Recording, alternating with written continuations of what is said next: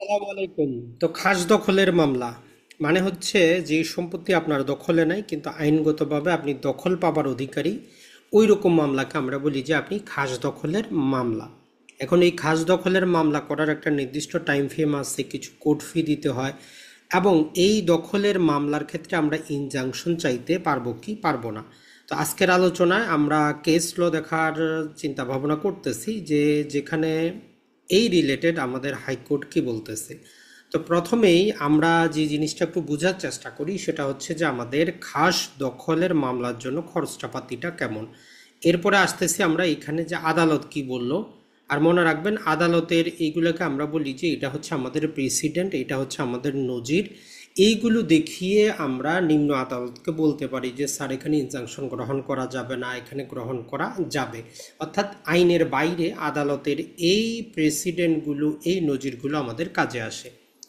সর্বপ্রথম হচ্ছে খাস দখলের মামলা করার জন্য আমাদের একটা টাইম ফ্রেম হচ্ছে যেই দিন থেকে আপনি দখল উদ্ধারের অধিকার অর্জন করলেন, সেই দিন থেকে 12 বছরের মধ্যে আপনাকে মামলাটা সাবমিট করতে হবে। আইনটা এখনও প্রযোজ্য আছে, কোনো সুযোগ নেই, আপনাকে 12 বছরের মধ্যেই খাস দখলের মামলাটা করতে হবে।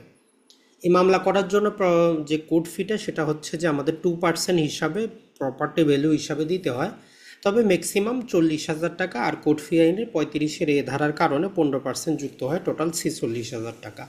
তাহলে একটা খাস দখলের মামলা করার জন্য ম্যাক্সিমাম আমাদের যে খরচটা হইতে পারে সেটা হচ্ছে যে আদালতকে আমাদের 46,000 টাকা শুধু অ্যাজ এ কোর্ট ফি হিসাবে জমা করতে হতে পারে।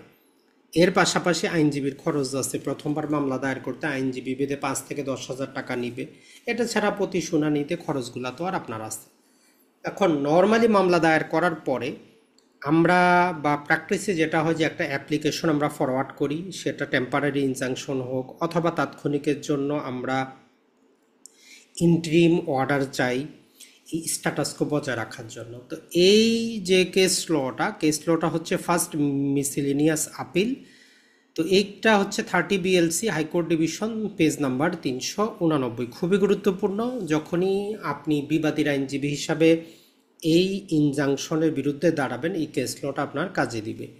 তো এখানে হাইকোর্ট ডিভিশন ক্লিয়ারলি একটা বলতেছে যে সত্য সাব্যস্ত যে আমরা খাস দখল উদ্ধারের মামলা দায়ের করতেছি, এর মানেই হচ্ছে যে ফিজিক্যালি ওই সম্পত্তিতে আপনার দখল নাই, এটা ক্লিয়ার। আপনি যখন একটা দখল উদ্ধারের মামলা করতেছেন তার মানে কি ওই সম্পত্তিতে আপনার দখল নাই। আর ইনজাংশন দেওয়ার মেইন উদ্দেশ্যটা হচ্ছে যেইটা আপনার দখলে ছিল সেইটার মধ্যে যাতে কেউ সেখানে কোনো প্রকার পরিবর্তন, পরিবর্তন, উন্নয়ন এগুলো না করে। তো এই জন্য বলতেছে যে inherently plaintiff are not in the actually position of the suit property. খাস দখলের মামলা করা মানে আপনি ওই সম্পত্তির দখলের মধ্যে নাই। This is because of prayer, তখন আপনি এই খাস পজিশনের জন্য এরকম একটা মামলা দায়ের করতেছেন, আপনার সেখানে ফিজিক্যাল পজিশনটা নাই, এটা প্রমাণিত সত্য, এই কারণে আপনি খাস দখলের মামলা করলেন। এখন আদালত তার প্রিন্সিপালে গিয়ে বলতেছে যে সিন্স দ্য ফান্ডামেন্টাল পারপাস, মৌলিক যে উদ্দেশ্য সেটা হচ্ছে ইন্টিরাম যে ইনজাংশন আছে ইজ প্রটেক্ট, অন্তর্বর্তী ইনজাংশন বা অস্থায়ী ইনজাংশনের মূল উদ্দেশ্যটা হচ্ছে যে existing position or maintain the status quo, আপনার বর্তমান যে দখল অথবা এর যেই পরিস্থিতি এটা স্ট্যাটাসকো দেওয়া। তো ওই জন্য বলতেছে no injunction is any form can be granted if the plaintiff are found to have no position in suit of land. An injunction is design to prevent change the nature. ইনজাংশনটা এই জন্যই দেওয়া হয়েছে যাতে অবস্থার পরিবর্তন না করা হয় character of the property by someone in position, যিনি দখলে আছেন তার, not the grant position to someone who admit not having it. Therefore very act of seeking খাস position render an injunction inappropriate and unsuitable, unsustainable। তাহলে মূল কথাটা আমরা এক শব্দ বলতে পারি, যখনই আপনি খাস দখলের মামলা দায়ের করবেন আপনি পরোক্ষভাবে স্বীকার করতেছেন ওই সম্পত্তি আপনার দখলে নাই। আর ইনজাংশনের মেইন উদ্দেশ্যটা হচ্ছে যে যেইটা আপনার জিনিস, আপনার সম্পত্তি, ওইটা যাতে নেচার বা ক্যারেক্টার পরিবর্তন না হয়। এখন যেইটা আপনি বলতেছেন আপনার পজিশনে নাই, সেইটা নেচার, এই সমস্ত জিনিস পরিবর্তন না করার ইনজাংশনটা গ্রহণযোগ্য না, মানে আপনি ইনজাংশন পাবেন না। তো এই কেস লটা দেখিয়ে ডিফেন্স আইনজীবী হিসাবে আপনার কিন্তু কাজে আসবে। মনে রাখবেন, আইনে ব্ল্যাক অ্যান্ড হোয়াইট বলে কিছুই নেই। আইনের মধ্যে আপনি বিচারককে বুঝিয়ে উচ্চ আদালতে কিছু রায় দেখিয়ে যতটা সুবিধা নিতে পারেন। হয়তো ভবিষ্যতে আমরা এই যে রায়টা যেটা আজকে বললাম, হয়তো 6 মাস পরে দেখবো যে অন্য একটা আদালত এটাকে ওভাররুল করে দিয়ে বলতেছে যে না, যেইটা আমার সম্পত্তি আমি পাবো প্রাইমা ফেসে আমি সেখানে দেখাইতে পারতেছি। কারণ যখন আমরা ইনজাংশনের জন্য যাই আমাদের কিছু কন্ডিশন দেওয়া হয় যে সেখানে প্রাইমা ফেসাই আমার এখানে কেস হচ্ছে, আমার অপূরণীয় ক্ষতি হয়ে যাবে, এই রকম আমরা অবস্থা সৃষ্টি করতে হয়।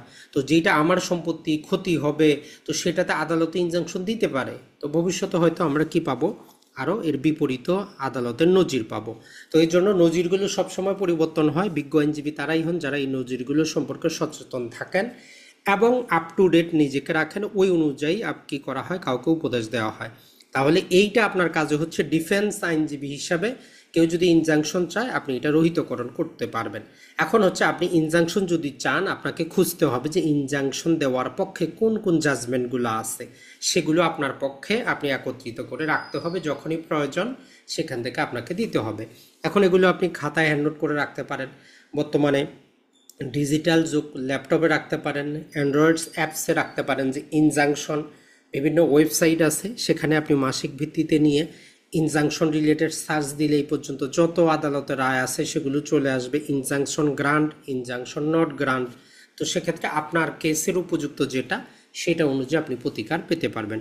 মনে রাখবেন, আদালতে ব্ল্যাক অ্যান্ড হোয়াইট বলে কিছুই নেই। একই আইনে ডিফেন্সের আইনজীবী থাকে, একই আইনে হচ্ছে বাদী, দুইজনে একই আইন নিয়ে কথা বলে, একই ব্যক্তি একই মুখে দুই প্রকার কথা বলে অবস্থার উপর পরিপ্রেক্ষিতে। যিনি বাদীর আইনজীবী তাকেই যদি বিবাদীর আইনজীবী করে দেওয়া হয় সে ভিন্ন কথা বলবে। তো এই জন্য আমাদের সবার অবশ্যই কিছুটা হইলে বেসিক নলেজটা থাকা দরকার। তাহলে আমরা আইনজীবীর প্রতিও দোষারোপ করব না, আইনজীবীকে টাকা পয়সা দিয়েও প্রতারিত হব না, অথবা এই আশাও করব না যে শুধু মামলা করলে আমাদের যাবতীয় কিছু হয়ে যাবে। আসসালামু আলাইকুম, ভালো থাকবেন।